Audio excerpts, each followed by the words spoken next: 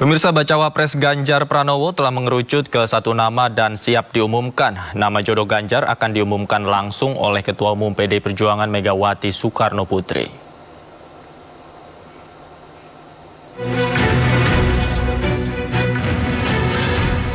Kontemplasi menentukan jodoh baca pres Ganjar Pranowo telah usai. Nama calon pendamping Ganjar sebagai bacawa pres sudah ada di tangan Ketua Umum PDI Perjuangan Megawati Soekarno Putri. Sosok yang akan mendampingi Ganjar juga diklaim telah disepakati oleh seluruh parpol koalisi termasuk diskusi dengan Presiden Joko Widodo. Parpol koalisi pengusung Ganjar mempertimbangkan berbagai faktor. Tidak hanya elektabilitas, calon pendamping Ganjar juga memiliki jejaring yang luas. Sekjen PDI Perjuangan Hasto Kristianto dalam akun X PDI Perjuangan menyatakan nama pendamping Ganjar telah melalui proses kajian yang mendalam dan hanya tinggal menunggu waktu untuk diumumkan. Hingga kini ada beberapa nama tersisa yang digadang-gadang sebagai calon kuat menjadi bacawa pres Ganjar Pranowo. Di antaranya adalah Erick Thohir yang namanya selalu ada di posisi puncak berbagai lembaga survei. Erick Thohir juga dinilai pantas mendampingi Ganjar karena telah terbukti dengan kinerjanya yang berhasil mereformasi BUMN. Selain Erick Thohir, Menparekraf Sandiaga Uno juga disebut berpeluang besar bersanding dengan Ganjar Pranowo sebagai bacawa pres. Sandiaga merupakan tokoh yang paling awal mengusung Ganjar Pranowo menjadi baca pres bersama Partai Persatuan Pembangunan.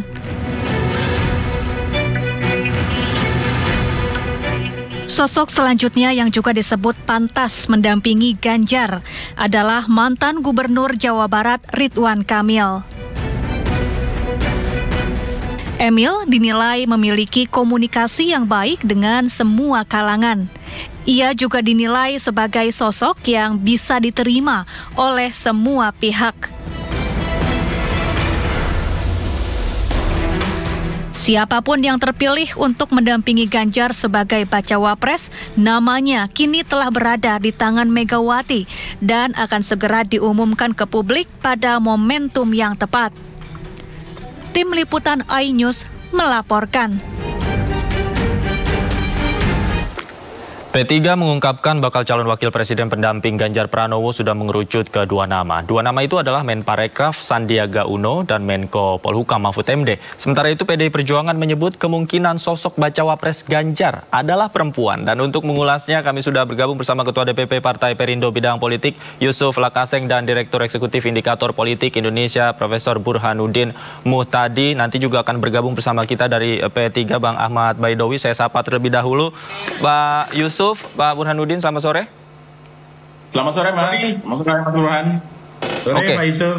Saya pertama ke Pak Yusuf terlebih dahulu deh. Ada dua nama ini yang mencuat tadi katanya. Pertama Sandiaga Uno, kemudian Mahfud MD. Di paket sebelumnya juga ada nama Erick Thohir dan Ridwan Kamil yang disebut-sebut. Nah, kalau dari Perindo sendiri melihatnya sebenarnya apa sih yang kriteria yang cocok untuk mendampingi Ganjar Pranowo, Bang Yusuf? Ya, nama ini memang menguat betul ya. Jadi dari sebelumnya banyak nama, dari 10, 5, 4, dan sekarang memang tinggal 2 yang dinominasikan. Dan kayaknya sekarang sudah mengerucut ke 1 ya, sudah dikantongi, tinggal diumumin aja. Jadi 2 itu adalah Sandiaga Uno dan yang kedua adalah Pak Mahfud MD. Saya kira figur ini kedua-duanya punya kelebihan masing-masing ya. Kalau Sandiaga Uno kan yang pertama dia dari luar Jawa ya. Selama ini kan kita tahu Ganjar ini elektabilitasnya di luar Jawa memang masih rendah ya. Butuh dukungan di luar Jawa yang bisa mengangkat elektabilitasnya bisa maksimal lagi untuk mengalahkan calon yang lain. Dan Sandi bisa itu, Sandi bisa kuat di Sulawesi, bisa kuat di Sumatera. Kemudian Sandi juga secara personal kapasitasnya orang yang mengerti soal ekonomi karena dia seorang bisnismen. kemudian punya pengalaman pernah berpasangan dengan Prabowo, saya kira juga mungkin bisa mengiris juga dukungan pendukung Prabowo. Kalau Pak Mahfud saya kira lebih bagus lagi karena secara personalitinya, citranya sangat bagus, ya, pendekar hukum, dikenal tegas. Saya kira walaupun Pak Mahfud berasal dari Madura, Jawa Timur, resonansi politiknya bukan hanya dari Jawa Timur saja. Satu Indonesia menurut saya senang dengan Pak Mahfud, semua segmentasi usia, profesi, lapisan sosial senang dengan Pak Mahfud yang seorang yang tegas, berani menegakkan hukum itu dengan adil. Saya kira dua ini pantas, siapapun dipilih pasti akan cocok dengan Ganjar Pranowo. Tapi tadi Anda menyebutkan bahwa sudah ada satu ini yang sudah dikantongi oleh Ketua Umum PDI Perjuangan. Betul begitu ya? Terkonfirmasi ya, sudah ada satu nama ya? Kira-kira beberapa waktu yang lalu Ganjar Pranowo pernah bertemu dengan salah satu ini ya, dan dia caption fotonya itu diupload di media sosialnya. Saya kira itu adalah satu sinyal, tapi lagi-lagi kita tunggu pengumuman resminya. Oke, baik. Saya ke Bang Burhanuddin. Bang Burhanuddin, bagaimana menurut Anda? Sudah ada satu nama yang dikantongi. Kira-kira siapa dia? Kalau menurut kode yang barusan disampaikan Pak Yusuf, arahnya ke Pak Mahfud MD. Kita tahu nama bakal calon wakil presiden yang fotonya beredar di akun media sosial Mas Ganjar ya, kita tahu namanya Profesor Mahfud MD. Tetapi lagi-lagi apa yang didiskusikan sekarang bisa jadi terkonfirmasi di kantong Ibu Mega, bisa jadi tidak. Jadi memang kata sabar menjadi penting buat kita untuk menunggu paling tidak acara Rakernas PDI Perjuangan akhir minggu ini. Itu sepertinya ada tanda-tanda ya cawapres PDI Perjuangan akan diumumkan. Tapi sekali lagi ya, dari hasil kalkulasi yang disampaikan oleh Pak Yusuf, menurut saya masuk akal ya, baik dari sisi pertimbangan elektoral, Pak Sandi maupun Pak Mahfud MD punya modal elektoral yang diharapkan bisa menambah kekurangan dukungan Mas Ganjar. Meskipun mungkin dari perhitungan elektoral Mas Sandi sedikit lebih diuntungkan karena Mas Sandi punya kontribusi terutama di wilayah luar Jawa, di mana Mas Ganjar relatif masih kurang di Sumatera maupun di Sulawesi. Tetapi jangan lupa kekuatan Profesor Mahfud itu bukan dari sisi teritori ya, bukan dari sisi geografi, tapi lebih dari sisi demografi. Jadi beda antara geografi dengan demografi. Demografi kelas menengah atas itu cenderung mendukung Profesor Mahfud MD, yaitu mereka yang berpendidikan baik, meskipun dari sisi statistik ya mungkin tidak terlalu besar dibanding kelas menengah bawah, tetapi kelompok middle class ini kelompok yang aktif, critical mass. Jadi mereka sangat potensial untuk mempersuasi atau menjadi semacam juru bicara atau influencer pendukung Profesor Mahfud MD kalau dipilih sebagai kita tahu ya sebagai cawapres Mas Ganjar. Dan terakhir, Profesor Mahfud MD berasal dari segmen NU Islam ya. Meskipun Mas Sandi sama-sama di endorse oleh kekuatan Islam, dalam hal ini adalah P3, tetapi kadar keislaman Profesor Mahfud MD tentu tidak diingkari lagi, tidak diragukan lagi, karena beliau besar dalam tradisi NU, tapi aktivismenya di HMI dan sangat dekat dengan Muhammadiyah. Dan inilah kebajikan yang biasa diperhitungkan ya oleh Ibu Mega, menggabungkan kekuatan nasionalis dan Islam. Dan kalau misalnya dari sisi itu memang Prof. Mahfud MD punya modal sosial, kultural, keagamaan yang kuat. Baik. Selain itu juga Bu Mega kerap kali kita ketahui bahwa selalu mementingkan elemen of surprise ya ketika mengumumkan hal-hal penting. Nah, saya kembali ke Pak Yusuf. Barangkali Pak Yusuf tahu nih elemen of surprise-nya seperti apa dan momentumnya kapan nih? Mengapa hingga saat ini belum diumumkan, Pak Yusuf? Ya, saya kira ini memang menunggu timing yang pas untuk diumumkan. Bisa jadi adalah momentumnya pada saat Rakernas nanti 28-29 itu. Bisa juga di luar itu, misalnya di pertemuan reguler ketua-ketua umum setiap Rabu di TPN di markas TPN di gedung HIN itu. Bisa juga menjelang pendaftaran, tapi lagi-lagi saya bilang nama itu sudah ada ya, sudah diputuskan, tinggal diumumin aja nih namanya siapa dari dua itu. Tapi lagi-lagi politik kontestasi ini kan makin menuju pendaftaran, dinamikanya kan makin tinggi.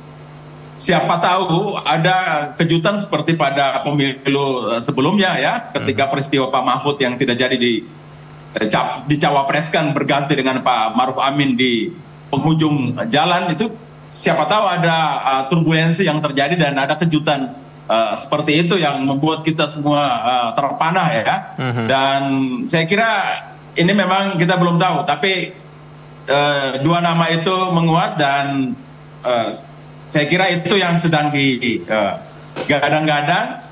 Satu di antara itu sudah dipilih, tinggal tunggu pengumuman resminya saja. Oke, Pak Yusuf, kalau boleh kita mundur sedikit, nama ini kan tidak lahir dari ruang-ruang kosong. Artinya ada proses kajian yang mendalam dalam menggodok beberapa nama yang ada sebelumnya. Apakah nama yang keluar ini juga disepakati oleh seluruh peserta koalisi atau sempat ada perdebatan alot untuk menentukan satu nama yang tadi?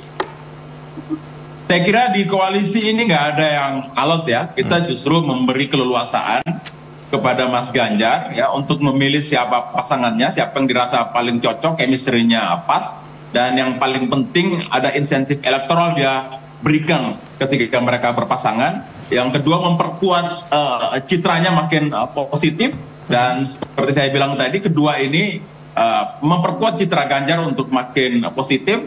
Satu, seorang yang dari luar Jawa, mengerti ekonomi. Satu adalah irisan NU-nya kental, kemudian pendekar hukum yang disenangi oleh semua kalangan. Jadi saya kira tidak ada masalah dua ini, siapapun yang akan diumumkan nanti. Oke, saya ke Pak Burhanuddin. Kira-kira momentum seperti apa yang ditunggu oleh para koalisi pendukung Ganjar ini untuk mengumumkan siapa jodohnya? Nah, ini memang spekulatif ya, karena sangat tergantung pada para ketua umum partai pendukung Mas Ganjar, terutama lagi adalah Ibu Mega. Nah, pada titik ini tentu kita harus lihat beberapa event yang terjadi dalam beberapa waktu ke depan, minimal antara 19 sampai 25 Oktober.